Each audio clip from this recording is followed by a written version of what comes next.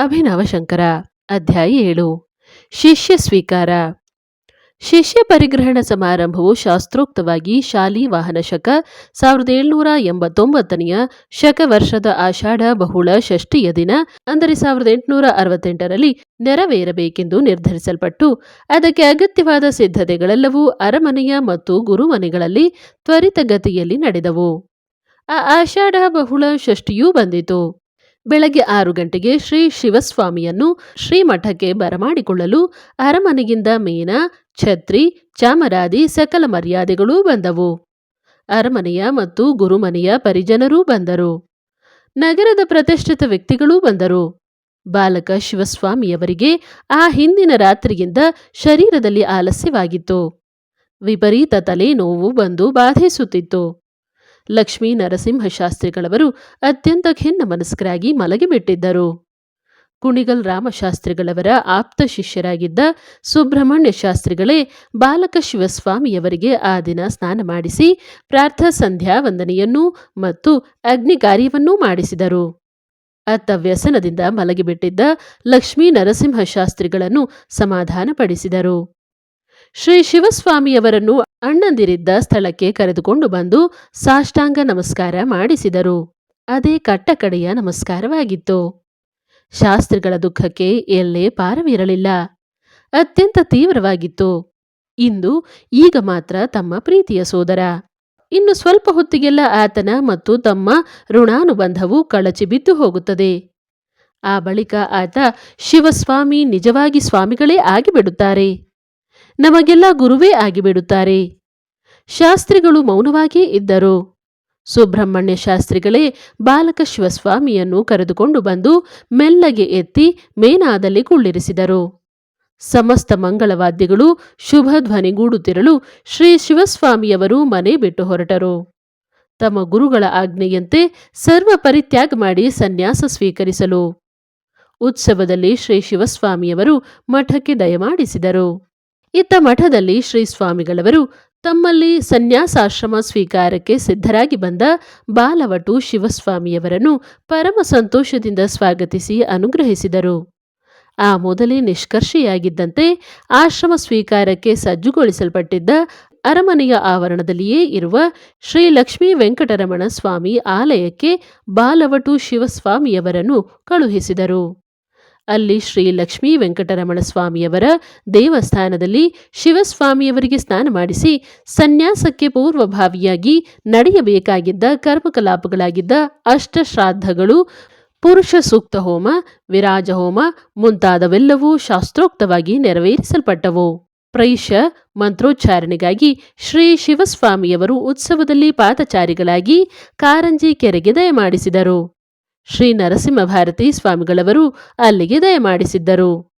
ಶ್ರೀ ಶಿವಸ್ವಾಮಿಯವರು ನೀರಿನಲ್ಲಿ ಇಳಿದು ಪ್ರೈಶ ಮಂತ್ರವನ್ನುಚ್ಚರಿಸಿದ ಕೂಡಲೇ ಶ್ರೀ ನರಸಿಂಹ ಭಾರತಿ ಸ್ವಾಮಿಗಳವರು ನೂತನ ಯತಿಗಳನ್ನು ತಮ್ಮ ಸಮೀಪಕ್ಕೆ ಕರೆದು ತುರಿಯಾಶ್ರಮೋಚಿತವಾದ ಕೌಪೀನ, ಕಟಿಸೂತ್ರ, ಕಾಷಾಯ ವಸ್ತ್ರ, ದಂಡವನ್ನು, ಕಮಂಡಲ ಮತ್ತು ಪಾದುಕೆಗಳನ್ನು ಆಶೀರ್ವಾದಪೂರ್ವಕವಾಗಿ ಅನುಗ್ರಹಿಸಿದರು. ಶ್ರೀ ನರಸಿಂಹ ಭಾರತಿಗಳವರು ಬಾಲಯತಿಗಳನ್ನು ತಮ್ಮೊಡನೆಯೇ ಕರೆದುಕೊಂಡು ಮತ್ತೆ ಲಕ್ಷ್ಮೀ ವೆಂಕಟರಮಣ ಸ್ವಾಮಿಯವರ ದೇವಸ್ಥಾನಕ್ಕೆ ದಯಮಾಡಿಸಿದರು. ಪ್ರಣವ ಮಂತ್ರ, ಶ್ರೀ ಶಂಕರ ಭಗವತ್ಪಾದಾಚಾರ್ಯ ಸ್ಥಾಪಿತವಾದ ದಕ್ಷಿಣಾಮ್ನಾಯ ಪೀಠದ ಮಹಾವಾಕ್ಯವನ್ನು, ಆ ಬಳಿಕ ಇತರ ಮಹಾವಾಕ್ಯಗಳನ್ನು ಶಿಷ್ಯಯತಿವರ್ಯರಿಗೆ ಶ್ರೀ ನರಸಿಂಹ ಭಾರತಿ ಸ್ವಾಮಿಗಳವರು ಉಪದೇಶಿಸಿದರು. ಅದಾದ ನಂತರ ನೂತನ ಸ್ವಾಮಿಗಳಿಗೆ ಯೋಗ ಪಟ್ಟವು, ಸನ್ಯಾಸಾಶ್ರಮದ ಹೆಸರು ಕೊಡಲ್ಪಟ್ಟಿತು. ನೂತನ ಸ್ವಾಮಿಯವರಿಗೆ ಕೊಡಬೇಕಾದ ಯೋಗ ಪಟ್ಟದ ಬಗ್ಗೆ ಅನೇಕ ಅಭಿಪ್ರಾಯಗಳು ಸೂಚಿತವಾಗಿದ್ದವು. ಶ್ರೀ ನರಸಿಂಹ ಭಾರತಿಯವರಿಗೆ ತಮ್ಮ ಗುರು ಶ್ರೀ ಸಚ್ಚಿದಾನಂದ ಭಾರತಿಯವರ ಸ್ಮರಣೆಯಾಗುವಂಥ ಯೋಗ ಪಟ್ಟವಿರಬೇಕೆಂದು ಅಭಿಲಾಷೆಯಿತ್ತು. ಮುಮ್ಮಡಿ ಕೃಷ್ಣರಾಜರಿಗೆ ತಮ್ಮ ಗುರುವರಿಯರ ಶ್ರೀ ನರಸಿಂಹ ಭಾರತಿಯವರ ನಾಮಸ್ಮರಣೆಯಾಗುವಂತೆ ಯೋಗ ಪಟ್ಟವಿರಬೇಕೆಂದು ಅಪೇಕ್ಷೆಯಿತ್ತು. ಸಭೆಯಲ್ಲಿದ್ದ ಹಿರಿಯ ವಿದ್ವಾಂಸರು ನೂತನ ಸ್ವಾಮಿಗಳವರ ಪೂರ್ವಾಶ್ರಮದ ಮತ್ತು ಅವರ ಜನ್ಮಕ್ಕೆ ಮುಂಚಿನ ಚರಿತ್ರೆಯನ್ನು ಬಲ್ಲವರು ನೂತನ ಯತಿವರ್ಯರಿಗೆ ಈಶ್ವರ ಪ್ರೇರಣೆಯಿಂದಲೇ ಬಂದಿರುವ ಅನ್ವರ್ಥವಾದ ಶಿವ ಶಬ್ದಕ್ಕೂ ಯೋಗ ಪಟ್ಟದಲ್ಲಿ ಸ್ಥಾನವಿರಬೇಕೆಂದು ನಮ್ಮ ಅಭಿಪ್ರಾಯ ಎಂದು ತಮ್ಮ ಅಂತರಂಗದ ಅಭೀಪ್ಸೆಯನ್ನು ಸೂಚಿಸಿದರು. ಆ ಬಳಿಕ ಸರ್ವಸಮ್ಮತವಾಗಿ ಶ್ರೀ ಶ್ರೀ ಜಗದ್ಗುರು ಮಹಾಸ್ವಾಮಿಗಳವರಾದ ಶ್ರೀ ಶ್ರೀ ನರಸಿಂಹ ಭಾರತಿ ಗುರುವರಿಯರಿಂದ ತಮ್ಮ ಶಿಷ್ಯ ಸ್ವಾಮಿಗಳಿಗೆ ಶ್ರೀ ಸಚ್ಚಿದಾನಂದ ಶಿವಾಭಿನವ ನರಸಿಂಹ ಭಾರತಿ ಎಂಬುದಾಗಿ ಯೋಗ ಪಟ್ಟವು ಅನುಗ್ರಹಿಸಲ್ಪಟ್ಟಿತು. ಹೀಗೆ ಪ್ರಕಾಂಡ ಪಂಡಿತರು, ಸದಾಚಾರ ಸಂಪನ್ನರೂ ಸತ್ಯಧರ್ಮರತರೂ ಆಗಿದ್ದ ಕುಣಿಗಲ್ ರಾಮಶಾಸ್ತ್ರಿಗಳವರ ತೃತೀಯ ಪುತ್ರರಾಗಿದ್ದ ಶ್ರೀ ಶಿವಸ್ವಾಮಿಯವರು ಬ್ರಹ್ಮಚರ್ಯಾಶ್ರಮದಿಂದ ಸನ್ಯಾಸಾಶ್ರಮವನ್ನು ಪ್ರವೇಶ ಮಾಡಿದರು. ತಮಗೆ ಜನ್ಮವಿತ್ತ ವಂಶವನ್ನು ಪಾವನಗೊಳಿಸಿದರು. ತಮ್ಮ ಗುರುಗಳಾದ ಶ್ರೀ ನರಸಿಂಹ ಭಾರತಿ ಶ್ರೀಗಳವರ ಕೃಪಾ ವಿಶೇಷಕ್ಕೂ ಶ್ರೀ ಶಾರದಾ ಚಂದ್ರಮೌಳೇಶ್ವರರ ದಿವ್ಯ ಕಟಾಕ್ಷಕ್ಕೂ ಭಾಜನರಾದರು. ಅಂದು ಸಂಜೆ ಸ್ನಾನಾಹ್ನಿಕಗಳಾದ ನಂತರ ಬಾಲಯತಿಗಳು ಲಘುವಾಗಿ ಭತ್ತದ ಅರಳನ್ನು ಮಾತ್ರ ಫಲಹಾರ ಮಾಡಿದರು. ಹಿಂದಿನ ದಿನ ರಾತ್ರಿ ತಲೆ ಶೂಲೆ ಇದ್ದುದರಿಂದ ನಿದ್ದೆಯಿಲ್ಲದೆ ತುಂಬಾ ಬಳಲಿದ್ದರು. ಆ ದಿನ ಬೆಳಗ್ಗೆಯಿಂದ ಸಂಜೆಯವರೆಗೆ ನಡೆದ ಅನೇಕ ಕರ್ಮಕಲಾಪಗಳಲ್ಲಿ ಎಡೆಬಿಡದೆ ಭಾಗವಹಿಸಿ ಶ್ರಮದಿಂದ ದಣಿದು ಬಿಟ್ಟಿದ್ದರು. ಬೆಳಗ್ಗಿನಿಂದ ಆಹಾರವನ್ನೂ ಸೇವಿಸದೆ ಅತಿ ಆಯಾಸದಿಂದ ಬಳಲಿದ್ದರು. ಆ ರಾತ್ರಿ ಆಹಾರ ಸೇವನೆಯ ನಂತರ ಬಾಲಯತಿವರ್ಯರು ವಿಶ್ರಾಂತಿ ಪಡೆಯಬೇಕೆಂದು ತಮ್ಮ ಬಳಿಯಲ್ಲಿಯೇ ಕೃಷ್ಣಾಜಿನವನ್ನು ಹಾಕಿಸಿ ಅದರ ಮೇಲೆ ಅವರನ್ನು ಮಲಗಿಸಿ ಶ್ರೀ ನರಸಿಂಹ ಭಾರತಿಗಳವರು ಎಂದಿನಂತೆ ತಮ್ಮ ಆಹ್ನಿಕ ಧ್ಯಾನ ಪೂಜಾನುಷ್ಠಾನಗಳಲ್ಲಿ ಮಗ್ನರಾಗಿದ್ದರು. ಎಷ್ಟಾದರೂ ಎಳೆಯ ವಯಸ್ಸಲ್ಲವೇ? ದಣಿವು ಆಯಾಸಗಳಿಂದ ಚಿಕ್ಕ ಯತಿಗಳಿಗೆ ಬಲು ಬೇಗ ನಿದ್ರೆ ಹತ್ತಿತು. ಗಾಢವಾದ ನಿದ್ರೆ ಬಂದಿತು. ಆ ನಿದ್ದೆಯಲ್ಲಿಯೇ ಚಿಕ್ಕ ಶ್ರೀಗಳವರು ಸ್ವಲ್ಪ ಹೊತ್ತಿಗೆಲ್ಲ ಸರ್ವೋಹಂ ಸರ್ವೋಹಂ ಸರ್ವೋಹಂ ಎಂದು 3 ಸಾರಿ ಸ್ಪಷ್ಟವಾಗಿ ಉಚ್ಚರಿಸಿದರು. ನಿದ್ರೆಯಿಂದ ಎಚ್ಚೆತ್ತಿರಲಿಲ್ಲ. ಈ ನುಡಿಗಳು ವೇದಾಂತ ಶಾಸ್ತ್ರದಲ್ಲಿ ಅಪರಿಮಿತವಾದ ಸಾಧನೆಯನ್ನು ನಡೆಸಿ ಸಿದ್ಧಿ ಪಡೆದ ಜೀವನ್ಮುಕ್ತನ ಅನುಭೂತಿವಾಣಿಗಳು. ಈ ಗುರುವು ಜನ್ಮತಃ ಜೀವನ್ಮುಕ್ತರಾಗಿದ್ದವರು.